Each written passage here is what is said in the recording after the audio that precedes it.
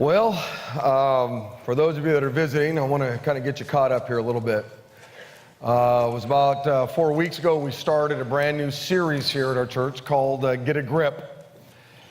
Jesus said that he had come to bring us life and life to the fullest, or a rich and satisfying life.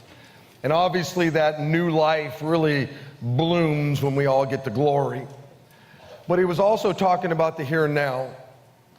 That the life that God came to give us, that Jesus came to give us, was a rich and satisfying life now, was an abundant life now.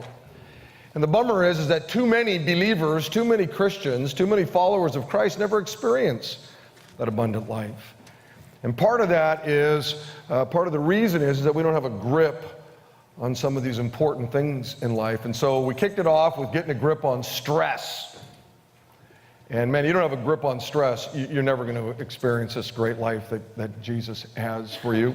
Then we looked at our jobs and our careers. You know, you spend 8, 9, 10 hours a week at our jobs, and how do we get a grip on that? And then last week we looked at our marriages. And this week we decided to do something a little bit different. A couple weeks ago we brought Reggie Stone here, and the music was really majestic. And this series we wanted to do some things that were a little bit different. And so we thought when it came to getting a grip on your time, how you invest your time, that this guy that we brought, Eric, it would really be fantastic. And just had a great time with him at dinner last night, talking with him on the phone over the last week or so. It's going to be a treat because he's going to make you think. He's different than I am. He's going to make you think about some things in a really creative way. And so, Big Valley family, I want you to welcome up Eric Samuel Timm. We do that right now.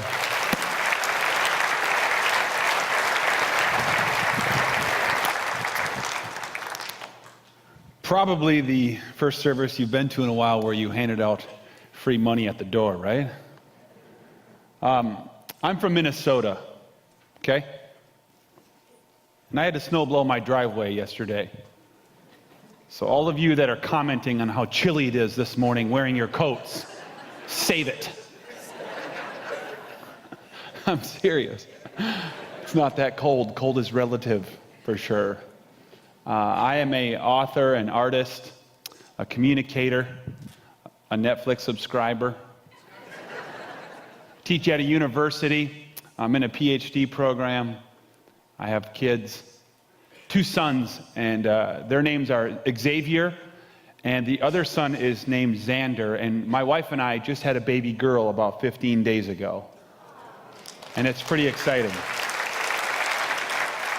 Her name is Zeta Everdawn, and she's increasing and prosperous every morning, and having 3 kids is great. Been really great and calm. I'm going to be honest with you. I had 2 sons, and then we had another baby, and it's like I was drowning, and then someone handed me a baby. The last 15 days have been pretty busy, to be honest. It's been sort of chaotic at my house. It's been an adjustment, to say the least, and it's this season where I felt like, well, this is the place where I've felt I've lost a little of the grip of time in my own life. And maybe you have too. Life gets that way sometimes. In fact, everybody take a deep breath real quick. Just breathe it in. And breathe it out. Some of you are still holding your breath. Okay, one more time. Let it go. Feels good. Give the person behind you a mint, but life is nothing like that deep breath, is it? I mean, whether you're 6 or 66, life is nothing like that moment where you're sitting on a nice padded chair and you can take a deep breath. In fact, most of the time, it feels like we can't catch our breath. And enough is never enough. And we can never get enough done in a day on our own to-do list, even if you're retired. And that list includes bingo. You're busy. One guy's laughing back there. He knows I'm talking to him.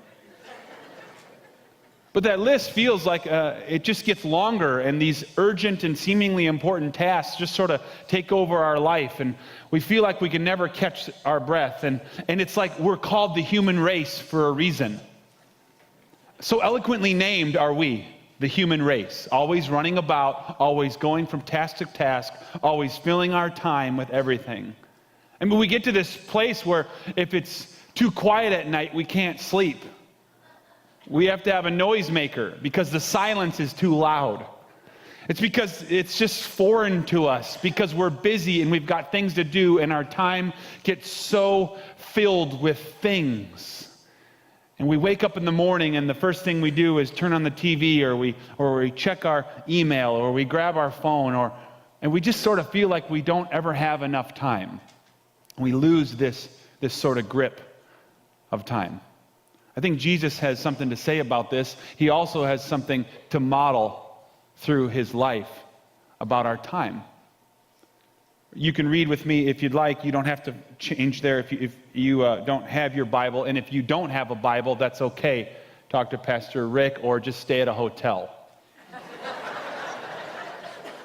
There's one in the drawer. Just take it. That's where I got this one. I'm kidding. Stole it from my grandmother. No, I think the theft is probably the only place where theft is encouraged. Okay? Okay. Luke chapter 6, verse 38. We'll put it on the screens for you. Give and it shall be given to you. They'll pour into your lap a good measure, pressed down, shaken together, and running over.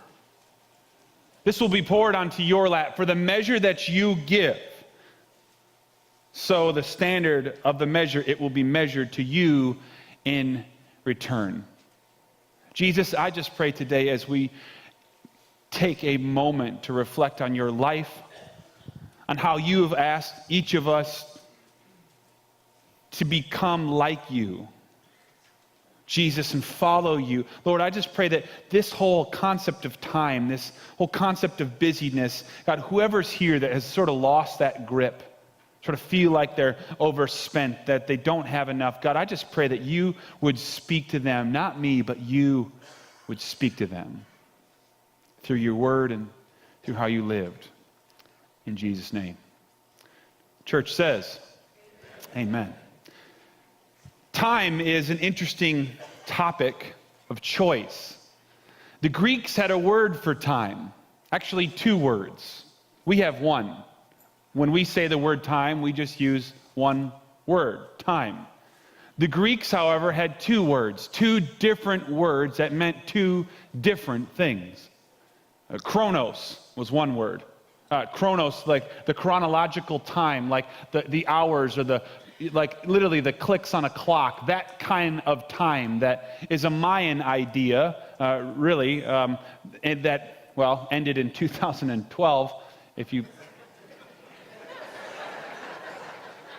But nonetheless, the initial concept of time was we have time because it's the space between events, the setting and rising of the sun. So we will always have events, and so we'll always have time. Now, the Greeks had two words for time because the time on the clock, or the time that we have in a day, wasn't really fully capturing the word for time, because we know it's more than that.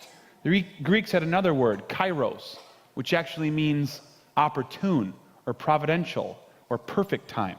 Have you ever used that word or time in that sense? You met your wife at the right time in your life. Guys, remember, this is your chance to agree. I set you up perfect there, and you're like, oh. We have these moments that happen at the opportune time. We also have moments that happen on time. And I don't know your expectation for being here. I just know God has got greater expectations than we do. And I know you're in the right place at the right time. I know God has you literally here at 9:50 something in the morning at the right place at the right time, because you could be investing it somewhere else. Now, time is also precious, and let's not forget this. We easily do. I don't know about you, but I think we've slipped into a mode sometimes in our life where we do truly lose the grip of time, and we go back to like this sense of living where we think tomorrow is going to be there. We just assume that we're going to wake up in the morning and that this is one of many days that we are going to live on this planet. We sort of fall into the stupor and to the sense where we forget about living with the end in mind. We just live for the now and for the day, and we just sort of think our kids will always be there and our family's always going to be around and we're going to be here for many, many years. We convince ourselves this. And that's so far from the truth, isn't it? Because we're reminded, all of us, when tragedy strikes within the own vicinity of your own life. Now, if it's on the news, it's not such a big deal. If it's happening in the Ukraine and people are dying, well, it's the Ukraine. But if your father's from the Ukraine, then it's a big deal. I mean, when tragedy strikes in the own confines of your life, what happens? It wakes us up from this sort of slumber, and we realize, Darla, that time is precious. That we're not promised tomorrow, Rick. And your kids will only be 8 once, and you're a curator of their childhood, and once it's gone, it's gone. It's the most important ministry you'll ever have. It's the most important ministry I'll ever have, is my kids. But we just think that tomorrow's going to be there. And then a diagnosis happens where somebody has cancer, or somebody's hit by a car, or some tragedy strikes, and it wakes us up, and we go, man, I'm not guaranteed tomorrow. So let's not wait for tragedy to strike in your life and the vicinity of what would impact you directly. Let's not wait for it to strike for us to be reminded of how precious time is, and let's fully grasp the concept that God could have ordered this day at the right place at the right time for you to regain some of John 10:10, this life abundant, because one of those keys is for you to fully grasp time. Not sands through the hourglass that slip through your fingers and just sort of go and you wonder where it went, but fully possess each day, fully making the most of every moment. Time is a powerful force. And we can never outrun it. And it chases us all down. It's also never spent. How many of you ever heard that term, that phrase, that sentence, spend time? Anybody ever hear that? Raise your hand. Put it all the way. No, get it. I see it. Okay, there we go. That's what I thought. How are you going to spend your time? Hey, how are you going to spend your vacation? How are you going to spend your weekend? How are you going to spend your holiday? How are you going to spend your time with your grandkids? How are you going to spend tonight? How are you going to spend... We say that all the time. How are you going to spend this? Like as if we have this unlimited resource of time to spend frivolously, like however we choose or please, because we'll always have time. Time is never spent. It's always invested. Now, you don't need to be a Wall Street Journal guru to figure this out, okay? I don't even own a suit. I mean, you don't need to know this just to know this. ROI, return on investment. If you have an investment, if you buy stocks, or if you have a savings account, or if you have a checking account, and you put money in and you get more money out, well, that's a return on your investment. The more money that you get out, the higher the return, the ROI on your investment. Return on investment. And time is always invested. It's never spent. You don't spend your time brushing your teeth, okay? You invest your time brushing your teeth. And it pays you back. It pays a dividend that we all enjoy. It's for us all. And those of you who haven't invested, we know who you are. Simple. But you don't spend your time in brushing your teeth. You invest your time brushing your teeth. What's the return on your investment? White teeth. Look at these babies. Crest Right strips, actually. It's another financial investment. But the point is you don't spend your time with your kids, you invest your time in your children. You're not spending time at church, you're investing time here. You don't spend time with your grandkids, you invest time. What's the payback? What's the return on their investment? Shaping their life, being a part of who they are. You don't spend your time at work, you invest your time. What's the payback? Maybe it's a paycheck. Maybe it's stress. You don't spend your time on your studies, on your schoolwork, you invest your time. What's the return on investment? Well, if you invest your time wisely, you get high marks. And if you get high marks, you have more doors open for you. And if you have more doors open for you, you have more options for you, and then so it goes and so forth. We never spend time, we only invest it. Stop using that word, spend time. You can forget me. I don't know if Rick will ever have me back. But never use those words, spend time again. Change your vocabulary. Because it's always invested. So where does it go? I mean, each day you are given life currency. 24 hours of life currency every day. You and I are given, dealt from the hand of God. Time is the currency that all other currencies bow. It's the most powerful currency. And every day you are given 24 hours, $24 of this life currency. But where does it go? So I need your help with this. Okay? I need your money. I'm not kidding. I need $1 bills. Okay? Darla? Get in your purse, honey. Get a $1. I need $1 bills. Just get them out. Come on, buddy. I know you got ones. I need $1 bills, president up. Please keep the edges not wrinkled, so for an easy transaction, and just start bringing them up here and putting them in my hand. Come on, man. I'm serious. Let's go. I know this is the 9 o'clock service. 1. I need 24 of these. 2. Hey, I'll take a 5. Thank you, sir. 6, 7, 8, 9, 10, 11, 12, 13, 14, 15, 16, 17, 18, 19, thank you, 20, 21, 20, I feel bad now. I took it from a girl. 23, 24, 25. Hold on. Okay, thank you. Just go ahead and set it down on the altar here. Perfect. That's all extra. Thank you. I appreciate 2.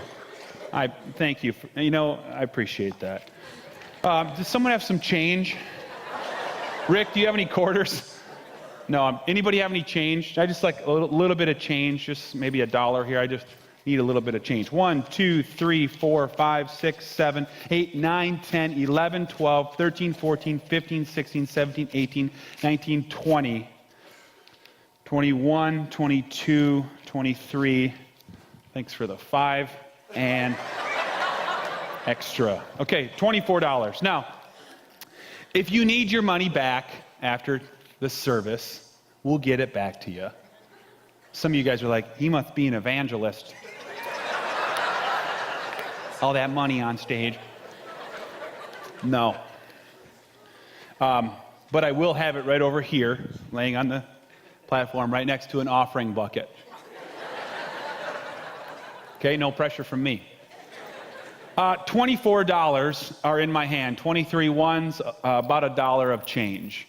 The exchange rate is simple. For every hour that you are given each day, I hold $1 in my hand to represent that hour. 24 hours in a day, $24 in my hand. And so let's see where it goes each day.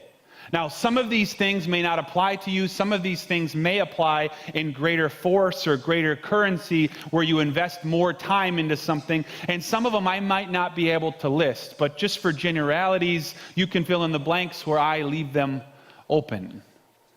The doctor will tell you that you need 8 hours of sleep. Now, if you have young kids, you know that's way less.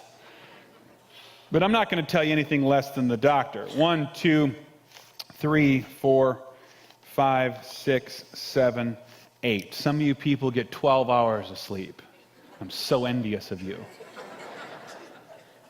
We can never be friends. My jealousy will just, never mind. And then some of you go to school or work, or maybe you're retired and you volunteer, or you fill your day with things to do. But if you go to school or work, or if you sort of could think of things, that if you are retired, of things that you do in a day, if you go to school or work, it's usually 8 hours. Now, if you're salary and you're a salaried employee, you're sort of looking at this going, okay, well, here you go. But the truth is you may work or go to school for 8 hours. So let's count out 8 hours for school or work, or, whatever, bingo. 1, 2, 3, 4, 5, 6, 7, 8. Okay, so 8 hours for that. Now you go from point A to point B.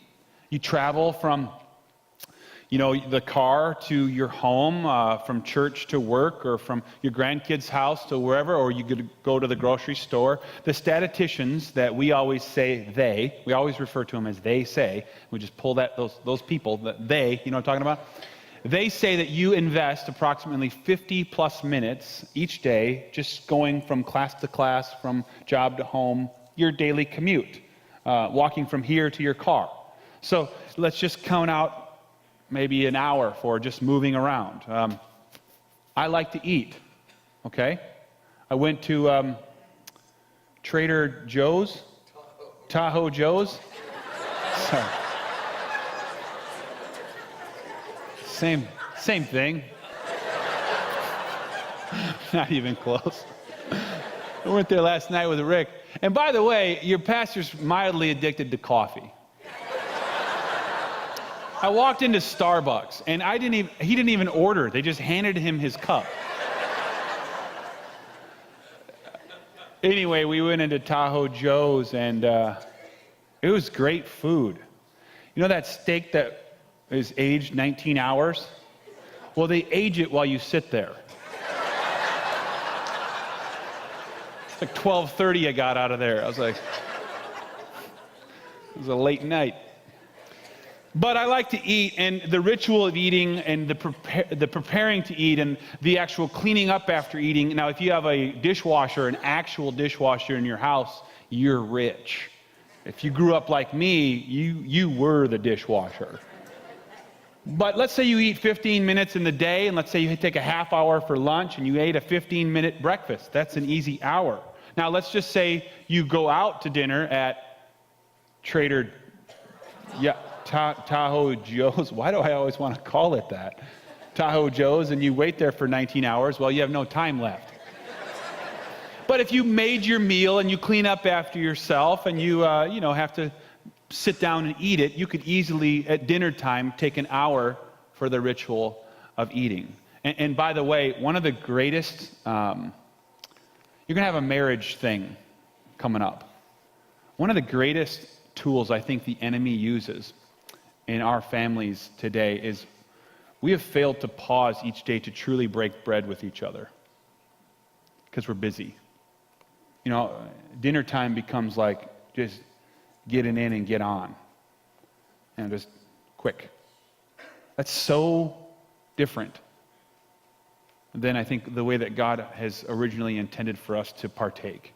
Because he could have created us like the plants, where we just put a bunch of goo in a bathtub and stand there and it sucks up through our feet. He could have done that. We could have went outside, and God made us like, we just go like this. These like weird flaps come out, and we soak up the sun, and then we make it into food. But he didn't. You know what he did? He made us to be able to experience meals and the taste.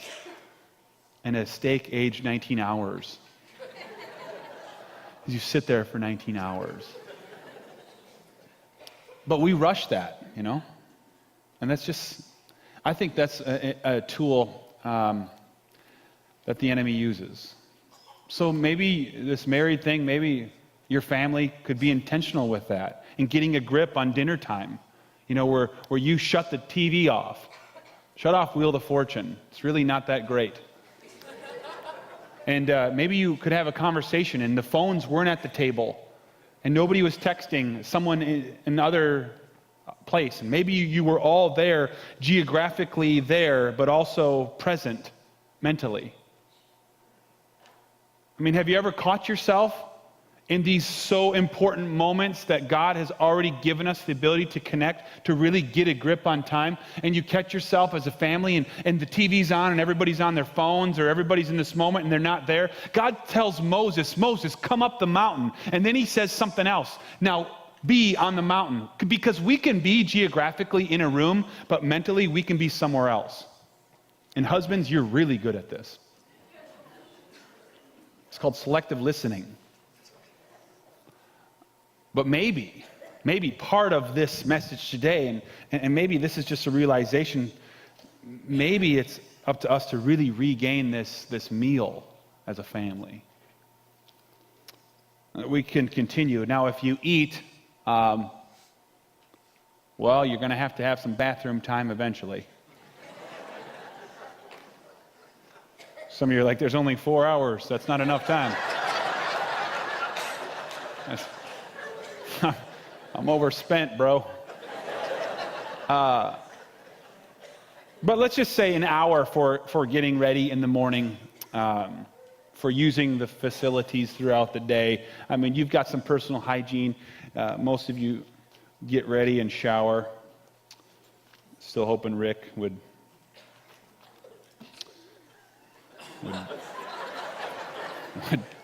just do that, but... Now, we haven't even been on the phone yet. We haven't sent one text message. We haven't made a phone call. We have not done the laundry. We haven't picked up the kids from school. We haven't went to the gym. We didn't water the flowers. We didn't mow the lawn. We haven't done any of those extracurricular sort of things. And so maybe you can label this what you'd want to label it, you know. But I'm just going to take an hour of just extracurricular activities that just sort of demand our time. For me right now, it's diapers. I mean, it's an easy hour of my day just doing diapers and brushing teeth of my children. But I've got 2 hours and some change, and we haven't even been on Facebook, okay? We haven't even been, we haven't read the paper. We haven't watched TV. We haven't done anything. And we get down to this place where we just have 2 hours and some change left. And just at 2 hours each day investing into the things that maybe they pay you back a little lower. They're not necessarily evil. They're not necessarily bad. But let's just be honest. The return on investment is a lot lower. I mean, it's different for you than it is for me. And every generation, it's different for them. But let's just be honest here with this.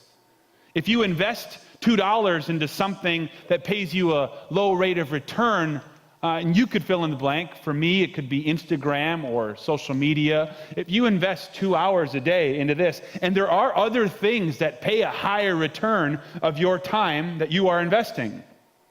Just at 2 hours a day into the things that really don't matter, by the time you turn 40, approximately 10% of your life is gone. By the time you turn 80, literally, 8 of those years, 8 of those years just sort of went through your fingers. I mean, you lived for 72 years. You existed for 8 of them. You know, I mean, it's a slippery slope. When we just invest 2 hours of our day into the things that just don't pay us back. And it just doesn't mean they're bad. It just means that they're just lower rate of return of our time. Now, the things we deal with, by the way, are much different than the rest of the world. Let's just be honest. Because the truth is 30,000 kids will die in a ditch or their mother's arms or a hospital bed because they can't get food today. They can't go what we're going to do in a couple minutes, not even because we're hungry. What I did at 11:30 last night. Just because it's something we do. I mean, if you're like me, you open up the fridge and you lean on it and you look in there, you're like, oh man, there's nothing to eat in here. They can't do that. And so they can't get food like we can, walk into a grocery store 24 hours a day, pick out safe, clean food. They can't do that, so they die. Do you think the noise, do you think that is something where they feel like they're losing a grip of the time they have?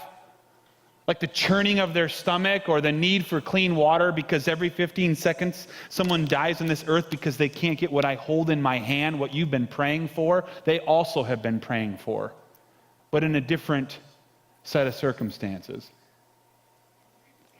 The time you listen to a song on the radio, there are approximately 12 girls sold into a district full of red lights, sometimes boys, in the Philippines, where their purity is taken from them 40 times a day for about $20 each time. Do you think the screams coming from the door next door, do you think that causes them to feel like they don't have a grip on their time? Because it's different than the things that we deal with. But we get down to the change. This leftover, like, change. Change is a very familiar sound, rattling around. And we have quarters and we have nickels and pennies. Sometimes we just vacuum up the pennies in the car because they're worthless. How many of you ever thrown away a penny? You just got rid of it. You put it up, let me see it. Couple honest people. Either that or you're just loaded. But we have change, and it's something that sometimes is annoying to us.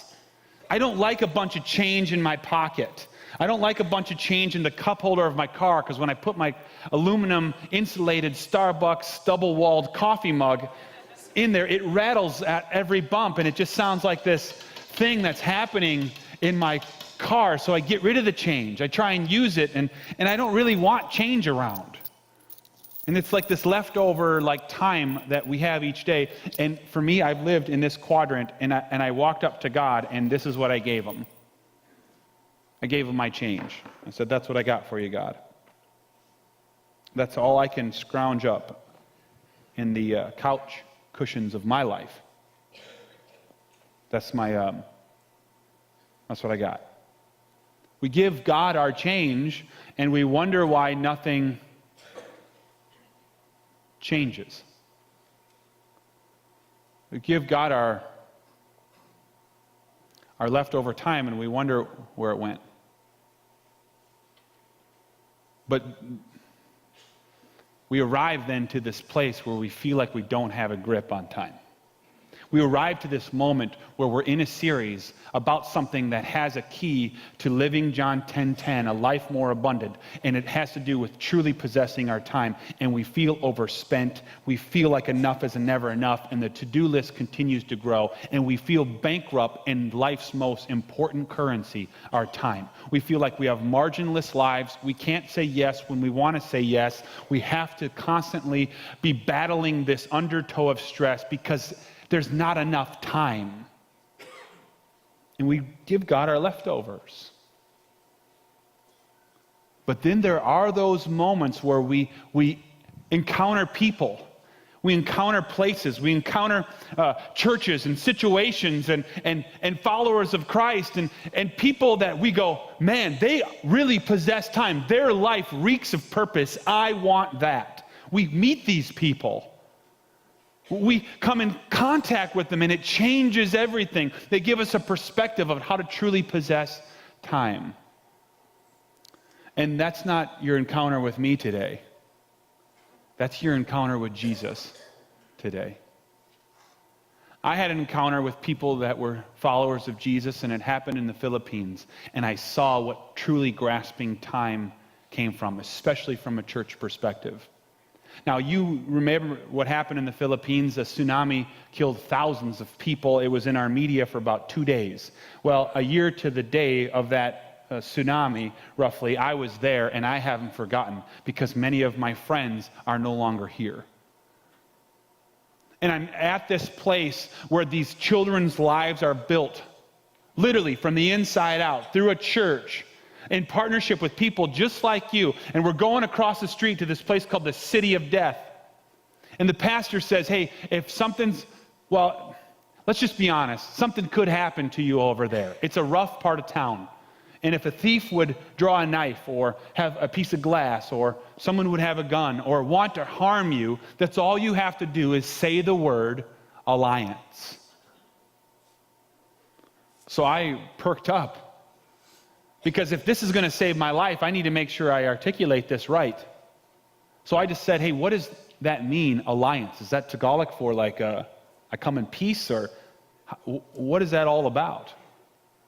And he just simply said, no, Eric, it's far simpler. And he just turned around and pointed to the sign, and he just said, it's just simply the name of our church. That's church success, don't you think? I mean, you've got great orchestra, a guy with 3 trumpets. You've got 100 acres in a beautiful part of California. I used to live in Walnut Creek. Then I became an artist, and I was like, this is too expensive to live in Walnut Creek. That's why the art's for sale. Not kidding. But the truth is, I mean, there's a lot of things that are seen as successful here at this church. But church success has nothing to do with lights and video and chairs and acreage. Can you go into the part of your town in Modesto that is the hardest part of this town, and someone threatens to hurt you, someone breaks into your home, and because of how you have invested your time, you just simply say the word, and then the thief withdraws the weapon, because this church invests their time like that. I don't know about you, but I want that. I want my life to have that kind of grip on time, those kind of people. Now, in this moment of clarity, I had a grip on time. I was investing into some things that were very wise in the moment. And so I wrote out a script on these cardboard boxes. And I had these beautiful children in the Philippines hold these boxes. And some of these kids that you're going to meet in just a second on these video screens, they're no longer here. The tsunami has taken their life. I can't say this because I'm not judge, but because of their faith in Christ, I believe they were followers of Jesus, and I can't wait to meet them again because of the ministry that impacted their life before a tsunami took their life. So I just want to introduce to you what a grip of time looked like in my life, where I felt like I really possessed it. Go ahead.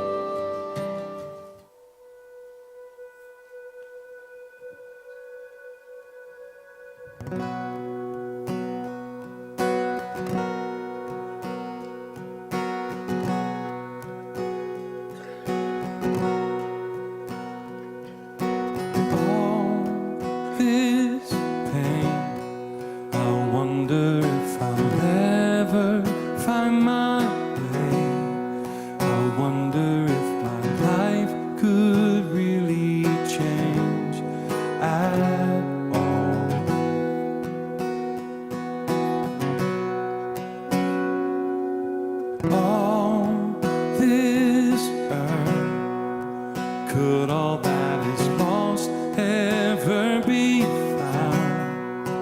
Could a garden come up from this ground at all?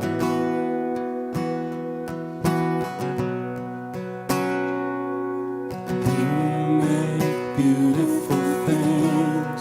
You make beautiful things out of the dust.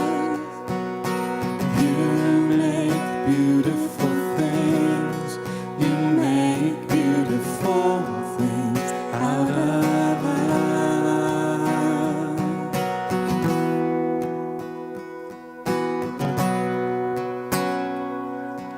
all around. Hope is springing up from this old ground. Out of chaos, life is being found in you.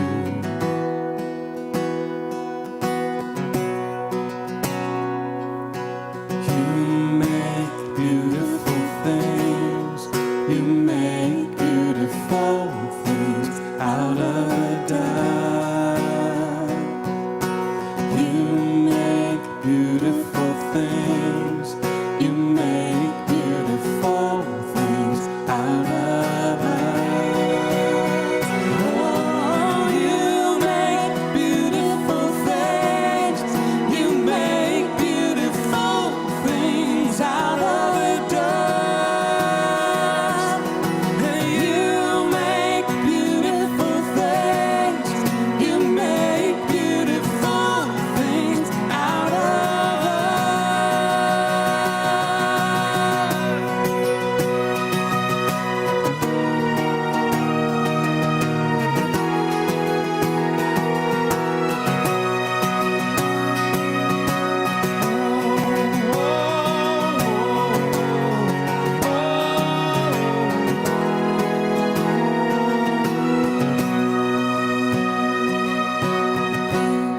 Make me new.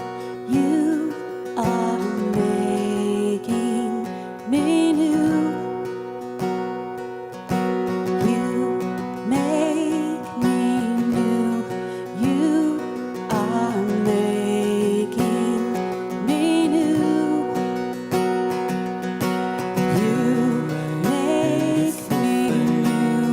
You are making me new. You make me new. You are making me new. Oh, you make beautiful things. You make beautiful things out of the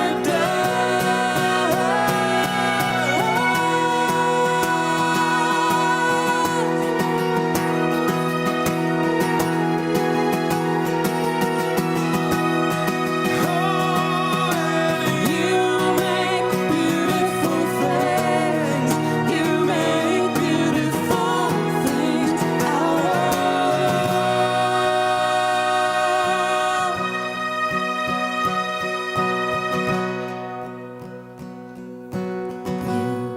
make me new.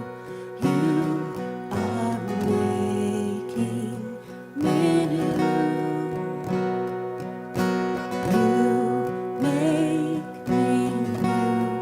You are making me new.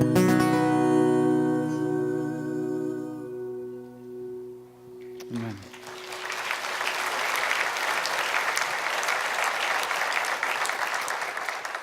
My time is up.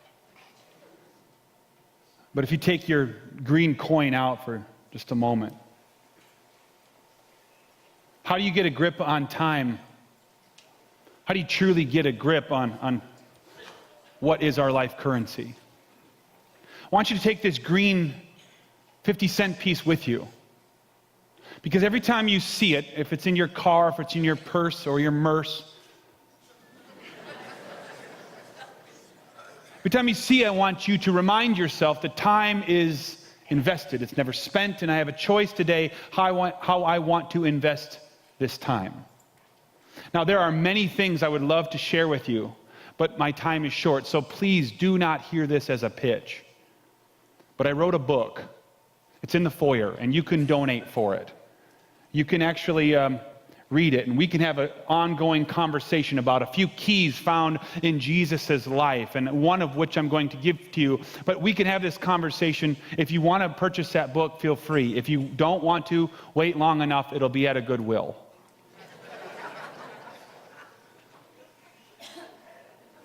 But one thing I would remind you, if you want to get a grip of time, never forget that God is a person. We do this because if we treated God like we treat our earthly relationships, if we treat our earthly relationships like sometimes we treat God, what would happen to our earthly relationships? Because we forget he's a person. Yes, he's God. He has a character and will and attributes and all of these things. But you maybe have discovered Jesus a long time ago, became a follower of Christ. Do not be satisfied with your level of knowledge of the Father. Because the truth is this: his mercies are new every morning. It's like a marriage. Some of you have been married for 50 plus years in this room. You know more things about your wife than you did when you first got married, or about your husband. It's like that with God. And we easily apply this to Jesus. Never forget that God's a person. And once he is found, seek Jesus. He's perpetual discovery. It's like seeking him past finding him is one key. You want to get a grip on time. You want to get a grip on what truly is our life. Invest wisely. Invest into people. You're a person. Now, I'm not giving you a green light for selfishness, but I'm also saying invest into yourself. Invest into people. Invest wisely. Invest into the person of God. Invest into people. Invest wisely. You want to really, truly grab a hold of time. Invest it wisely and invest into people, yourself included, your family included, the people in this room, the people in this town. That's when we really possess time, when we really see it come to life. Now, I brought a whole bunch of kids from the Philippines, by the way, about 200, all over the world, and they're at a table where my booth is in the back. And if you want to sponsor a kid for $38, you can do that. Fill out the form, give it back to me, and I will give this to you. I will give you one of the prints that I painted or a book, just because I get to, not because I have to. I'll never forget when I met my sponsor child. I'll never forget. Now, parents, you should sponsor a kid for every kid you have. Grandparents, the same goes for you. You want your kids to have a worldview. Give them a part of the world they never see. I sponsored a little girl. I painted her for you. Her name's Crystal. Her mother grabbed me around the neck in Nicaragua, and she just said these words: "Thank you for sharing your love. Thank you for bringing Jesus to my family." Moments like that, I've truly felt like my time has been grasped. It mattered. When my feet hit the pavement, it was for a reason. Because when we invest wisely, we choose people. The person of God, yourself, and all of those around us here in Modesto and on the other side of the earth. Think of it in the confines. With this I close as Pastor comes. Our verse that we started with. Think of it with the currency of your life. Luke 6:38. Give and it shall be given to you. They'll pour into your lap good measure, pressed down, shaken together, and running over. For by your standard of measure, it will be measured to you in return. Jesus, I just pray that every one of these kids on that table would be rescued. God, that their life would be interrupted with hope. God, I pray that these paintings hang in this place, God, that it would literally speak to each of us as they remember to invest wisely. These coins in their hands, in their purses, God, let it be something that speaks to them throughout this week as we get a grip of our time that's limited and precious and opportune. In Jesus' name, amen.